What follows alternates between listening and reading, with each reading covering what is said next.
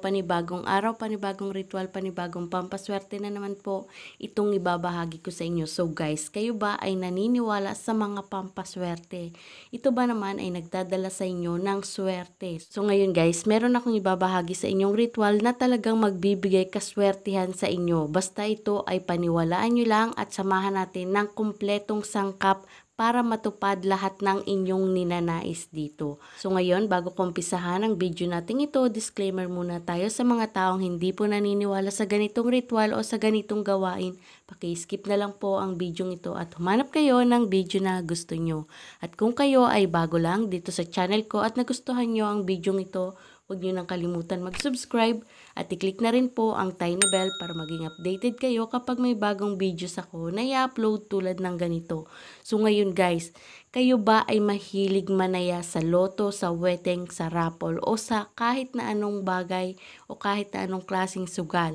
So hindi ko po kayo hinihikayat na magsugal dahil yan nga po ay sugal. Kahit na marami kayong pampaswerte, lamang pa rin po ang talo dyan kung kayo'y mag-a-addict sa pagsusugal. Yan po'y pang-aliw lang natin, wag nating gawing bisyo. Kung kailan lang natin gustong tumaya, dun lang po tayo tataya kasi hindi naman po araw-araw tatama din tayo. Miski marami tayong mga pampaswerteng ginagawa. So guys, itong pampaswerte na ito ay talagang magbibigay, maghahatak ng biglaang pera para sa inyo. Basta ito po ay samahan natin ng sipag at tiyaga, panalangin at paniniwala para ito'y tumalab sa inyo at para magbigay ito ng kaswertihan sa inyo. So ito lang yung kailangan natin dito sa ating ritual na ito. Kailangan lang natin dito ng jar na maliit.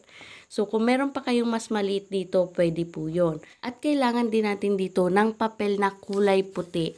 So maliit lang po yung ating gagamitin dito. At syempre, kung may papel tayo, kailangan natin yan ng panulat. Kulay berde po yung ating gagamitin kasi tungkol sa pera yung ating i-wish o yung ating ritual na ito. At ito'y sasamahan natin ng magandang kombinasyon ng dahon ng laurel. So alam naman natin guys na ang dahon ng laurel ito'y mabisang panghatak, magtupad. Talagang ito ay subok na kung ito'y i-welcome natin sa ating buhay ay talagang maa-amaze ka sa dalang swerte nito. So, ang kailangan lang natin dito ay durug-durug na dahon ng laurel. Yung punit-punit na dahon ng laurel. Pwede na po yan dito sa ating ritual na ito. So guys, kapag kompleto na lahat ng kailangan natin dito sa ating ritual na ito, humarap kayo sa silangan. Diyan po magandang umpisahan ang ating mga pampaswerte sa silangan po. Dahil dyan nag-uumpisa ang sikat ng araw, so lagi nating itataas yung ating mga kahilingan na ito'y matupad. Isabay natin sa pagsikat ng araw. So ngayon guys, ito'y gagawin nyo ng Tuesday o kaya Friday. Mabisang araw po yan ng paggawa ng ganitong uri ng ritual. At dapat po ay papasikat ang araw kapag ito'y inyong ginawa. Kung gabi nyo naman ito gagawin, new moon o kaya full moon nyo ito gagawin. Pero maganda po, kung papasikat ang araw ninyo ito gagawin, umaga po, Tuesday o Friday yan. So, ganito lang guys ang inyong gagawin. Dito sa papel na ito, pupunitin nyo siya ng maliit lamang. So, ang gagamitin yung pampunit ay kamay nyo. Huwag kayong gagamit ng mga gunting. Kung ano mang panggupit dito, kailangan natin dito ay kamay lamang natin. So, maliit lamang na papel ang ating gagamitin. So, punitin lang natin siya guys. At pagkatapos, isusulat nyo dito yung tunay nyong pangalan. Diyan, isusulat nyo dyan yung tunay nyong pangalan.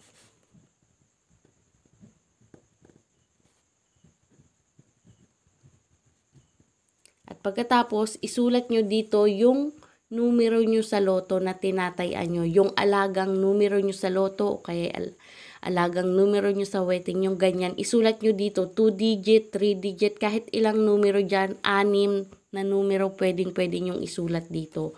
So, depende na sa inyo kung ano yung mga alaga nyong numero. Isulat nyo na siya dito. So, ito guys ay halimbawa ko lang. So, ayan. Ito guys ay 6 na numero. So, pwedeng tayaan sa loto. So, depende na sa inyo guys. At pagkatapos, ay lagdaan nyo dito sa baba. Ayan. So, ganyan guys. At pagkatapos, ito ay tutupiin nyo ng papalapit sa inyo. Kiniklaim nyo na mananalo kayo sa loto. Isipin nyo na mananalo kayo sa loto. Ayan, tupiin nyo siya. Mananalo kayo ng jackpot sa loto. Mananalo ako sa loto. Mananalo ako sa loto. Ayan, isipin nyo na mananalo kayo ng jackpot sa loto. Ayan. At pagkatapos, ay isisilid natin siya dito sa ating jar na ito. So guys, lagi ko sinasabi na ang jar na inyong gagamitin, bote na inyong gagamitin, basta lahat ng gagamitin yung lalagyan dito sa mga ritual na ginagawa nyo, ay kailangan kini-cleansing muna natin yan. Pwede po nahugasan nyo ng tubig na may konting asin at suka.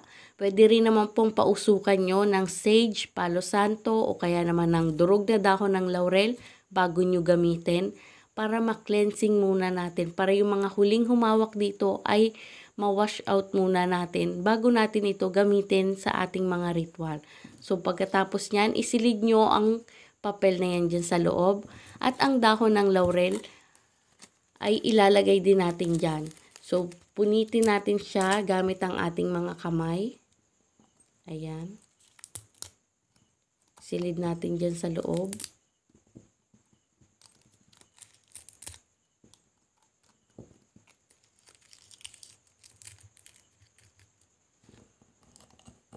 Ayan guys. At lagyan natin ito ng konting-konting asin lamang. So, pinch lang po ng asin ang ating ilalagay dito. Konti lang po. Ayan.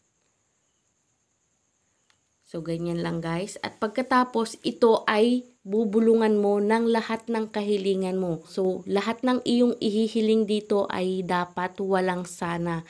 So, bigyang katuparan lahat ng aking mga kahilingan na ito'y magkatotoo. Pagkalooban mo ako ng lahat ng aking mga pangangailangan, tumama ako sa loto at magkaroon ako ng maraming pera, magandang bahay, sasakyan, umunlad lahat ng aking mga negosyo, magkaroon kami ng magandang kalusugan. Yung mga ganyan guys, kayo nang bahala kung anong mga wishes ang ihihiling nyo dito sa ating ritual na ito. So guys, pagkatapos nyong humiling dito, hihipan nyo ito ng 3 beses dito.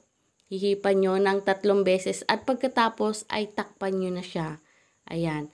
At ito ay ipapa-energize natin sa sinag ng araw. So guys, kaya ito'y magandang gawin ng umaga, papasikat ang araw. 6:30 hanggang 8:30 po ang magandang sikat ng araw. Sa oras na yan, pa-energize nyo ito kahit 30 minutes lamang po. Pwedeng-pwede na yun. So guys, tandaan nyo na kapag gumagawa kayo ng kahit na anong pampaswerte, kahit na anong ritual, dapat po walang nakakaalam. Mas maganda po na walang nakakaalam para wala talagang kumontra dyan sa mga pampaswerte nyong yan. Lalong-lalo na kung ito'y pampaswerte pagdating sa pera. So, dapat po walang nakakaalam, walang nakakakita, kundi kayo lamang. Dahil kung meron man pong makakita, kahit na hindi nila ito batiin, hindi nila ito kontrahin, yan pong mga swerteng hinahangad nyo ay minsan ay nauudlot talaga. Kaya, hindi po natutupad, hindi agad dumarating yung swerteng hinahangad nyo. Kaya, mas mainam po na walang makakaalam, walang makakakita ng mga ginagawa nyong pampaswerteng yan, para hindi ito makontra. So guys, ito'y kapag napa-energize mo na sa sinag ng araw, ito ay lagi mong dalhin, lalong-lalo na kung ikaw ay tataya na sa loto o tataya na sa mga raffle o kung saan ka man pupunta na gusto mong magkaroon ka ng pera. So dalhin mo ito kahit saan ka magpunta. So kalugin mo lang ito. Bago ka tumaya sa loto, ipaalala mo dito na ikaw ay mananalo sa loto. Itong numerong ito ay tatama sa loto. Kalugin mo siyang ganyan. Kalugin mo siyang ganyan. So ito guys ay tuwing gabi kakalugin mo, tuwing umaga. Basta lagi mo itong kakalugin para maalala nito yung inyong kahilingan na mananalo ka sa loto. So guys, kapag ikaw ay nanalo sa loto, jackpot man yan o hindi, ito ay susunugin mo. Ayan, susunugin mo lahat ng laman nito sa loob. Yung jar, magagamit mo pa yan sa susunod mong ritual, hugasan lang ulit at pausukan nyo lang ulit para magamit nyo sa iba nyo pang ritual. So, pwede pong gumawa ulit kayo nito kapag tumama kayo sa loto, jackpot man yan o hindi. Kapag tumama kayo, pwede pong ulitin nyo yung ritual na ito para matsyempohan nyo na yung jackpot na inaasam ninyo. So, kalugin nyo lang ito basta araw-araw palagi para maalala nito na ikaw ay humihiling sa kanya na magkaroon ka ng pera, manalo ka sa loto o sa wedding, yung mga ganyan guys. So hindi ko po kayo hinihikayat na maging sugarol. Ito po ay gabay lamang natin.